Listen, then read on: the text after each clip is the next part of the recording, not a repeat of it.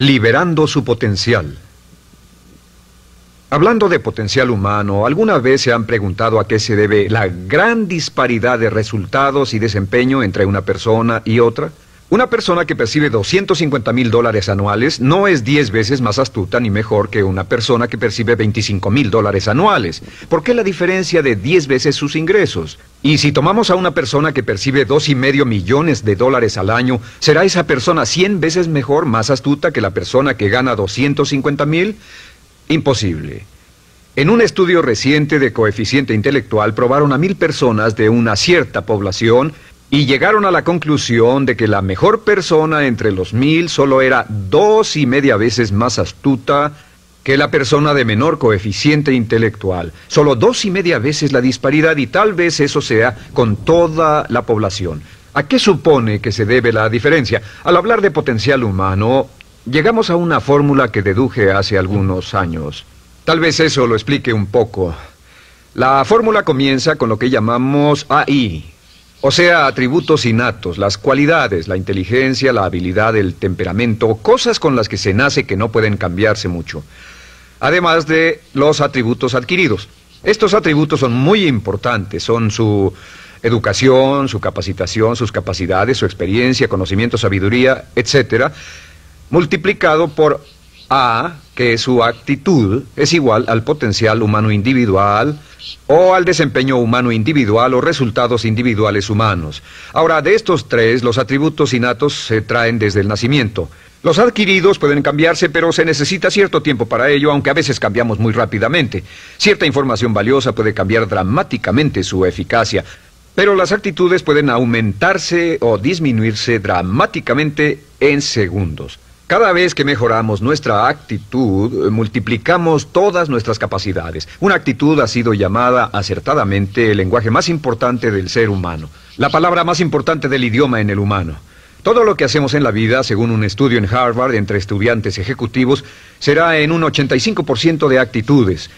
Un 85% de su éxito estará determinado por su actitud. Eso significa que está determinado por cuán positivo o cuánta actitud mental positiva se tenga. Las personas con actitudes mentales positivas tienden a avanzar más rápidamente, se mueven hacia la cima en organizaciones valiosas, ganan más dinero, sacan más satisfacción de la vida. Una actitud mental positiva no significa que baile por las calles y arroje flores. Solo significa que tome una actitud constructiva en general o se aproxime hacia su trabajo, su vida, sus problemas, relaciones, etc. Según el informe Cox de las empresas americanas, según la revista Success, un 85% más de todo lo que se logra se debe a la actitud. Y la pregunta es, ¿de dónde vienen las actitudes? Las actitudes vienen de las expectativas. Muy simple, ya hablamos de eso. Y una forma muy poderosa de mejorar su actitud instantáneamente es decir, aunque no lo crea, pienso que algo maravilloso va a ocurrirme hoy. Como dijimos antes, nuestras expectativas sobre los desenlaces determinan nuestra actitud. Si espera que las cosas salgan bien, tendrá una actitud positiva. Si espera que salgan mal, tendrá una actitud negativa. Y lo maravilloso es que podemos fabricar nuestras expectativas. Podemos esperar lo que deseamos. Podemos esperar cosas buenas, cosas malas, y no nos decepcionaremos. ¿De dónde surgen nuestras expectativas? Nuestras expectativas surgen de nuestras creencias y de nuestros valores. Son el centro de los factores motivacionales de nuestra personalidad, nuestras creencias. Y esto nos conduce a un entendimiento del potencial humano. Significa básicamente que nuestra actitud es una expresión externa de lo que está ocurriendo internamente. Y esto es consistente con las leyes mentales. Con respecto a las creencias, cada uno de nosotros tiene muchas creencias en el fondo que los psicólogos llaman los conceptos propios. El concepto propio, o su descubrimiento, es considerado por muchos como el logro único y más importante para comprender el desempeño humano en el siglo XX. Yo estoy de acuerdo. El concepto propio es como, si queremos usar una analogía militar, el centro de mando. O si queremos usar una analogía técnica, es el programa central de su computadora básica. Es un grupo de creencias, valores, actitudes, sentimientos, ideas, etcétera, almacenadas en el fondo de nosotros y son el resultado de casi todas las experiencias que hemos tenido en la vida.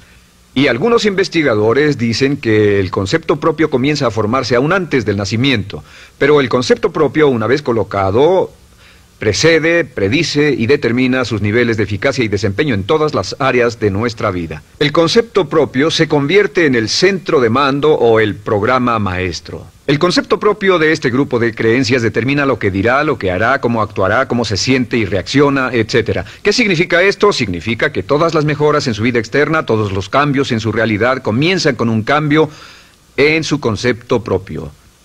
Les voy a explicar lo que significa. Esta es una gráfica muy simple. Hablamos de potencial humano y decimos que la persona promedio usa un 10% o menos de su potencial. Según investigaciones, tal vez es mucho menos. El Instituto Stanford Brain en Santa Clara, California, estima que tal vez se aproxime a un 2%. Seremos generosos y diremos que la persona promedio usa un 10%. Significa que en los mejores casos, la mayoría, como usted o yo, no usamos un 90% de nuestro potencial. Uno de los mejores filósofos, Oliver Wendell Holmes, dice que la tragedia de la persona promedio es que llegan a la tumba con su música aún por dentro. Aún están funcionando con mucho menos de su potencial total. Y esto es el potencial humano. Sabemos que existe una relación directa entre el potencial humano y el concepto propio. Pero como nuestros conceptos propios o nuestras estimaciones de nosotros mismos generalmente son mucho menores de lo que debieran ser, nuestro nivel de desempeño y eficacia también es menor. Sabemos que nuestro concepto propio es altamente subjetivo. ¿Qué significa esto? Significa que el concepto propio, lo que pensamos que es cierto sobre nosotros mismos, no está basado en la realidad, está basado en información que hemos tomado y aceptado como cierto, hasta el grado en que creemos lo que sea de nosotros mismos y se vuelve cierto para nosotros porque actuamos de una forma consistente con ello. Algunas personas que leen sus horóscopos y creen en horóscopos predicen su futuro. Hay algunas personas que toman la crítica y las opiniones de otros a quienes ni siquiera respetan y hacen suyas esas ideas, dando un resultado muy negativo. Lo que piense, lo que acepte como cierto, se vuelve cierto para usted. También sabemos que como adultos tenemos una variedad de conceptos propios. Tenemos un concepto propio de cómo vestirnos, cuánto pesamos, lo que comemos, lo bien que podemos hablar en público, qué tipo de padres somos, qué tipo de hijos somos con nuestros padres, qué tipo de esposo o esposa somos, qué tipo de amante, de conductor. Lo interesante de manejar es que todos los hombres tienen un concepto muy positivo con respecto a esto. Las mujeres no entienden esto, pero los hombres nacen con un genio inherente para manejar. Todos los hombres son choferes excelentes. Si no lo creen, todo lo que tienen que hacer las mujeres que están viendo esto es pensar en la última vez que trataron de corregir la forma de conducir de un hombre y recordarán que no obtuvieron buenas respuestas. ¿Cómo respondemos ante alguien que desafía nuestro concepto propio, sugiriendo que no somos las personas que pensamos ser? Estamos a la defensiva, nos enfadamos, nos irritamos, es difícil que nos traten. Tenemos un concepto propio de lo creativos que somos, lo inteligentes, lo rápido que leemos, lo bueno que somos en los deportes, y si practicamos una gran variedad de ellos, tenemos un concepto propio para cada uno de ellos. Tenemos un concepto propio de lo bien que cocinamos, de lo bien que educamos a nuestros hijos, de lo bien que limpiamos nuestra casa, los autos que manejamos, etc. Y también de lo que valemos por lo que ganamos. Es muy interesante saber que nunca ganamos más del 10% de nuestro concepto propio en ingresos. Nuestro concepto propio determina nuestro nivel de ingresos. Este nivel de concepto propio se llama zona de confort. Y aunque queramos más dinero, veremos que la tendencia humana natural de todas las actitudes es luchar por lograr entrar a la zona de confort y luego quedarnos ahí. Si ganamos un 10% por encima de nuestro concepto propio de ingresos, tendremos una necesidad imperante de deshacernos de ese dinero. Lo donaremos, lo gastaremos en forma extravagante y hasta lo perderemos si recibimos demasiado. Las personas que ganan la lotería siempre están quebradas a los 2 o 3 años. Queman el dinero porque ese dinero está más allá de su concepto propio. Si gana 10% o menos de su nivel de concepto propio, se descubrirá luchando, trabajará más duro, más tiempo, pensará en forma más creativa, buscará diferentes formas para aumentar sus ingresos o sus segundos ingresos. La única forma de mejorar cualquier parte de su vida, incluyendo sus ingresos, es aumentando el nivel del concepto propio de sus ingresos, comenzando a pensar en usted como si estuviera ganando más dinero. Si quiere bajar de peso, la única forma en que podrá lograrlo es pensando en que está delgado. Piense en usted mismo como una persona más delgada. Si quiere volverse una persona más popular, más amorosa, más feliz o más sana, comience a pensar una y otra vez en esas cosas hasta que se vuelvan parte de su nuevo concepto propio. Hablaremos de eso más adelante. Es una parte esencial de la programación de su mente hacia el éxito. Su concepto propio global está determinado por el promedio de sus conceptos propios en las áreas que considere importantes. Ahora, su concepto propio está formado de 3 partes críticas. La primera parte del concepto propio es el ideal propio. El ideal propio es la persona que más desearía ser, es su idea de lo que constituye un ganador, es su visión ideal de lo mejor que puede ser usted. Nada más, una de las cosas que sabemos de las personas con éxito es que las personas con éxito tienen ideales propios muy claros, ideales claros de quién quieren ser en el futuro. Las que no tienen éxito tienen ideales muy vagos. El número 2 es la autoimagen. La autoimagen es como un retrato de cómo se ve a sí mismo y lo que piensa de sí mismo. La autoimagen es el espejo interno, es como se percibe a sí mismo ahora en su desempeño actual, en forma cotidiana. La tercera parte es su autoestima. Su autoestima es cómo se siente consigo mismo. Cómo se siente consigo mismo es la fuerza motriz, el motor, la fuerza poderosa dentro de su subconsciente. Es la fuerza de energía dentro de su concepto propio y determina casi todo lo que le pasa. La mejor definición de autoestima es cuánto se agrada a sí mismo. Cuánto se agrada a sí mismo como esposo, cuánto se agrada a sí mismo como empleado, cuánto se agrada a sí mismo como jefe, como inversionista, como orador profesional, como atleta, etcétera. Según se agrade a sí mismo, su nivel de autoestima, su sentimiento emocional global respecto a cualquier área de su vida, determina su desempeño y su eficacia en dicha área. Lo sorprendente es que se convierte en lo que piensa, su concepto propio es maleable, su autoestima puede formarse repitiendo una y otra vez, me agrada mi persona, me agrada mi persona, me agrada mi persona. Me agrada mi persona, me agrada mi persona, me agrada mi persona. Entre más se repita, me agrada mi persona, me agrada mi persona, entre más lo repita una y otra vez, más crecerá su autoestima y entre más crezca su autoestima, más crecerá su concepto propio global. Cuando crezca su concepto propio global, su desempeño será mejor en todo lo demás que emprenda. Cada vez que diga, me agrada mi persona, me agrada mi persona, me agrada mi persona, me agrada mi persona, me agrada, será como bombearse psicológicamente. Todo lo que pase que haga que su autoestima suba, hará que se comporte mejor. Todo lo que haga que su autoestima baje, hará que se comporte peor, que cometa errores, que sea infeliz, etcétera. Un punto crítico de agradarse a sí mismo, sobre autoestima y agradarse a sí mismo, es que, número 1, nunca puede querer a nadie más de lo que se quiere a sí mismo. Que su nivel de autoestima es determinante de la calidad de relaciones que tenga con los demás. Y número 2, es que nunca puede esperar que nadie más lo quiera o respete más de lo que se respeta a sí mismo. Cuanto se agrade o se respete a sí mismo, determina sus actitudes hacia usted. Todas las escuelas de psicología actualmente están de acuerdo en el hecho de que depende de lo que usted realmente se quiera y se respete a sí mismo como un ser humano valioso e importante, tiene efecto sobre todo lo que le pase. Cuánto se agrade a sí mismo, y lo que puede hacer es mejorar su autoestima diciendo me agrada mi persona, me agrada mi persona, me agrada mi persona, me agrada mi persona. Y esto nos lleva a la pregunta, ¿de dónde viene el concepto de autoestima? Y descubrimos que el concepto propio es maleable, puesto que no nace con este concepto propio, no nace con ninguna idea sobre sí mismo, no nace con autoimagen ni autoestima, nace en cierto modo como potencial propio. Es la mejor forma de plantearlo. La persona promedio llega al mundo como potencial puro. Y no tiene el concepto propio de que todo lo que es ahora, todo sentimiento que tiene, toda actitud o valor, tuvo que aprenderlo en el transcurso de su vida. También sabemos que el niño llega al mundo con una necesidad imperante de amor y contacto.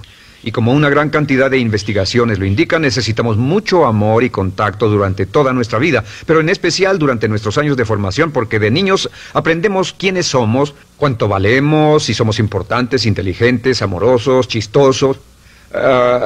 Todo esto lo aprendemos por la forma en que nuestros padres nos tratan. Si nuestros padres, nuestros parientes, tíos o tías, en especial nuestros padres, nos tratan como si fuéramos realmente importantes, crecemos pensando que somos realmente importantes, pero si nuestros padres no lo hacen, pasa algo más. Sabemos que los primeros años de vida son los más importantes para el desarrollo del concepto propio, que un niño comienza a partir de cero. El niño nace sin saber quién es él o ella. Son sumamente valiosos el primero, segundo, tercero, cuarto y quinto años de vida. Algunos psicólogos pensaban que eran los 5 primeros años, pero ahora dicen que son los 3 primeros años. En sus 3 primeros años de vida el niño aprende quién es y dicen que si se les da suficiente cantidad y buena calidad de amor en los 3 a 5 primeros años, los prepara usted de por vida. Los coloca en una base sólida de autoestima y confianza en sí mismos, valor e importancia realmente. Existe una relación directa entre la calidad y la cantidad de amor y el desarrollo de una personalidad sana. Entre más amor, amor incondicional, reciba un niño en sus años formativos, más fuerte será la base de su personalidad. El reverso de la educación es que casi todos los problemas de psicosis, neurosis, perturbaciones de la personalidad y problemas de comportamiento surgen de los problemas que se tengan con el concepto propio. Ahora observemos a los adultos. Aquí está nuestra personalidad adulta. Si nos observamos, podemos llegar a reparar nuestras bases, por así decirlo, repitiéndonos una y otra vez: me agrada mi persona, me agrada mi persona, me agrada mi persona, y llevamos ese concreto reparador hacia la base de nuestra personalidad. Los niños necesitan el amor como las rosas necesitan la lluvia. Los niños que carecen de amor a menudo mueren por escasez de amor. Es una enfermedad llamada marisma. Ahora, ¿qué más sabemos sobre los niños? Sabemos que los niños llegan al mundo con dos atributos notables. El primero es que no sienten temor. Los niños nacen sin temores. No temen a nada excepto a caerse y a los ruidos fuertes. Y esto se expresa en sus actitudes: yo puedo. Los niños llegan al mundo pensando que pueden hacer cualquier cosa, y quien haya criado a un niño hasta la edad de 3, 4 o 5 años sabe que debe pasar esos primeros años evitando que se maten, porque son como pilotos japoneses, porque no le tienen miedo a nada. Su segundo atributo es que llegan al mundo totalmente espontáneos. Dicen lo que quieren, hacen lo que quieren, son totalmente desinhibidos. Totalmente. Ellos no temen hacer nada de lo que desean, y esto se expresa en su actitud: no quiero. No tengo que hacerlo. Si ha tratado de controlar a un niño, lo habrá visto. Lo primero que dicen cuando comienza a darle órdenes, lo primero que aprenden es: no tengo que hacerlo. Claro, a veces cambiamos sus mentes de una u otra forma, pero estos son los dos atributos con los que los niños llegan al mundo. Llegan al mundo sin temores y desinhibidos. ¿Qué significa esto? Significa que nuestro derecho innato natural es no ser temerosos y ser desinhibidos. Y solo cuando podemos crear la misma situación en nuestra vida adulta, cuando no tememos y somos desinhibidos, nos sentimos a gusto con nosotros mismos. Las mejores organizaciones, las mejores compañías son las que crean un ambiente donde nos sentimos sin temores y sin reservas para ser nosotros mismos y para hacer lo mejor de nosotros. Al crecer descubrimos que los niños aprenden de dos maneras. La primera es por imitación. Imitan a uno o a ambos padres, en especial al padre dominante. Algunas veces el padre dominante cambiará cuando crezca el niño, y a veces los niños imitan al padre, a veces a la madre, pero aprenden por imitación. Muchas características y hábitos que tenemos como adultos los aprendimos de nuestros padres. ¿Alguna vez ha tenido la ocasión de gritarle o reñirle a uno de sus hijos? Verá que le dice las mismas cosas que le dijo su padre a usted cuando era niño. Así que imitamos. A veces imitamos su caminar, a veces su forma de hablar, a veces imitamos sus valores, sus creencias, etc. Aunque esos valores y esas creencias no tengan ningún valor. ¿Por qué? Porque nuestros padres eran así cuando nosotros éramos niños. La segunda forma en que aprendemos es pasando de la incomodidad, lo que no se siente bien, hacia la comodidad. Freud llamó a esto el principio del placer. O sea que nos movemos hacia aquello que nos hace sentir cómodos, lo que nos da placer, lo que nos hace sentir bien con nosotros.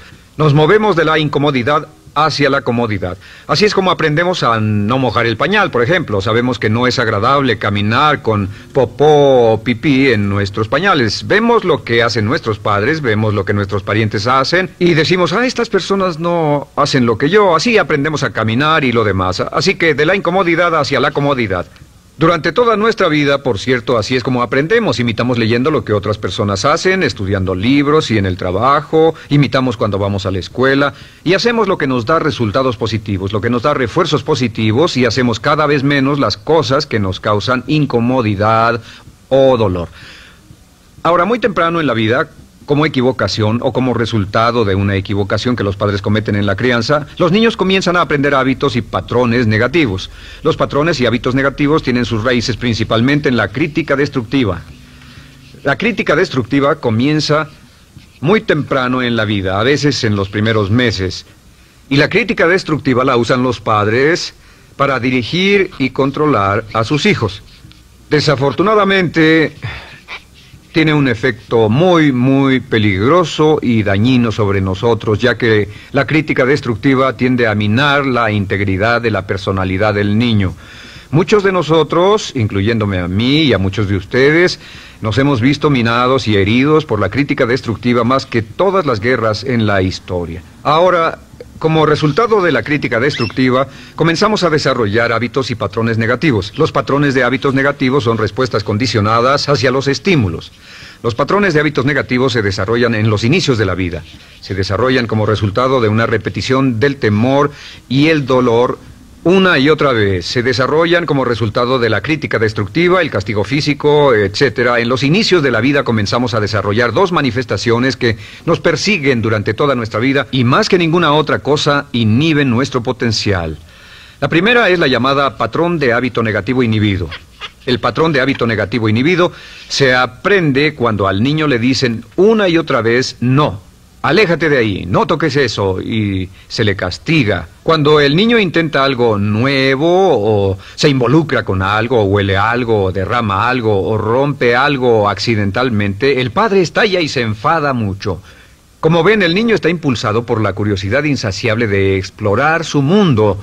Y lo que pasa es que cuando lo explora o se interesa y echa a perder algo, si el padre reacciona golpeando al niño, el niño comienza a pensar cada vez que intento algo nuevo, cada vez que intento algo diferente, cada vez que voy más allá de mis límites, cada vez que me salgo de mi zona de comodidad, cada vez que no juego sanamente, me golpean, me castigan, me lastiman, me envían a mi alcoba y me siento mal. Y muy pronto el niño desarrolla el sentimiento de no puedo, no puedo. No puedo. Cada vez que trato algo diferente, me castigan. No puedo, no puedo, no puedo. Es como la respuesta de Pavlov. Pavlov sonaba la campana y le daba de comer a un perro, y el perro salivaba, y Pavlov alimentaba al perro. Mientras sonaba la campana, el perro salivaba y siguió haciendo eso, y después Pavlov solo sonaba la campana y el perro salivaba. Lo que pasa en la vida adulta es que esto crea lo que llamamos temor al fracaso. El temor al fracaso es una respuesta condicionada a un proceso de crítica destructiva que ocurre en los primeros 5 o 6 años de la vida.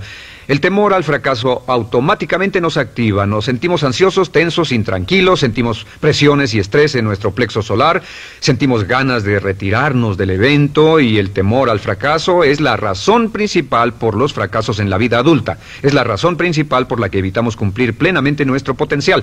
De hecho, todos los patrones de hábitos negativos se experimentan en el cuerpo físico. Puedes saber cuál es un patrón de hábito negativo porque se siente en el cuerpo físico, precisamente. El patrón de hábito negativo inhibido, el temor al fracaso, el no puedo, ocurre primero que todo en el plexo solar. ¿Ha tenido la ocasión donde debe hablar frente a un grupo, debe ir a una revisión de su desempeño, o debe hacer una llamada determinante? Primero su plexo solar se aprieta. Si el temor continúa, su respiración se acelera. Su corazón comienza a latir apresuradamente, su frecuencia respiratoria aumenta y le duele la cabeza como migraña en la parte frontal, su garganta se le cierra y no puede hablar y se le seca la boca por completo. Y como se pone tan tenso y asustado, va corriendo al baño.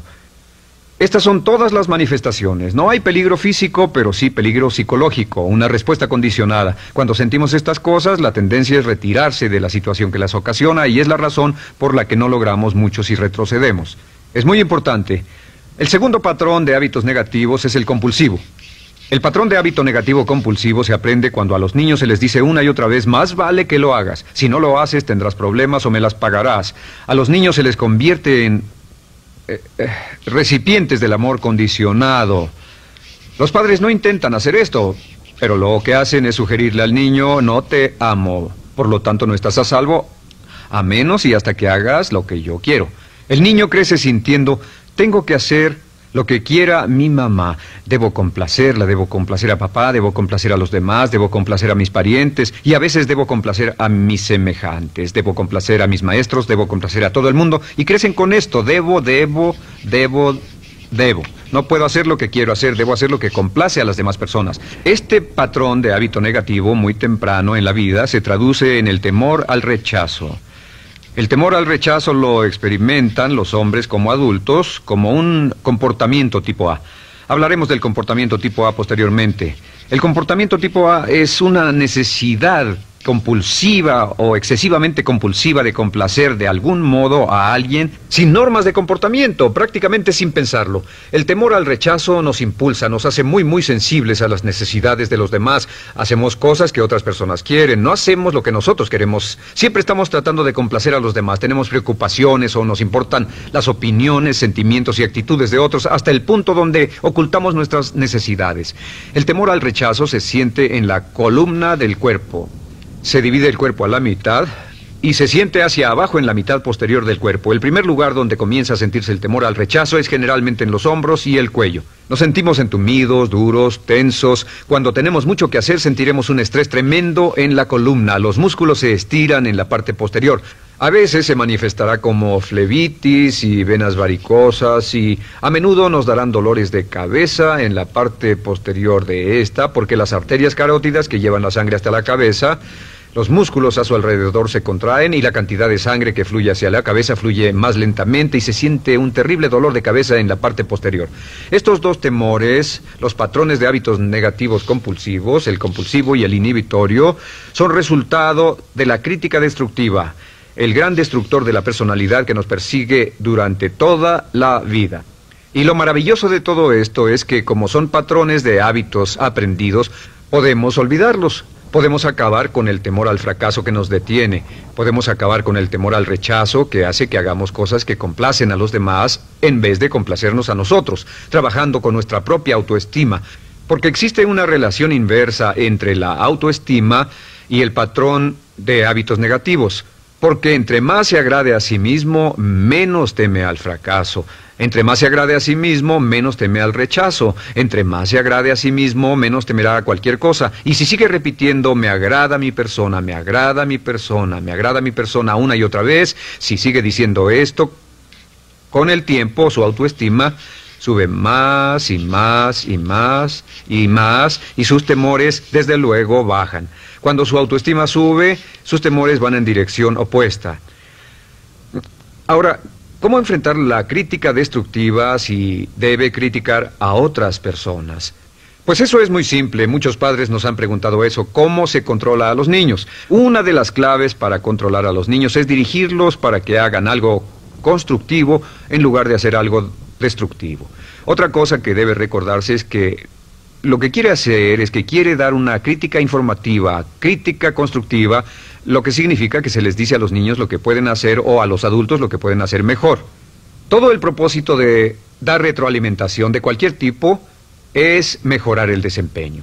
Si es padre o si es jefe o si es una persona en una relación, si una persona está haciendo algo malo o inadecuado, todo el propósito de darles cualquier tipo de retroalimentación es para que puedan hacerlo mejor.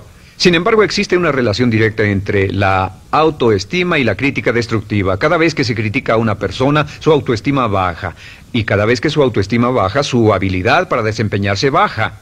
Si critica a una persona en forma destructiva demasiado tiempo, llegará a un punto donde no intentarán nada. Se convierte en lo que llamamos hipersensible.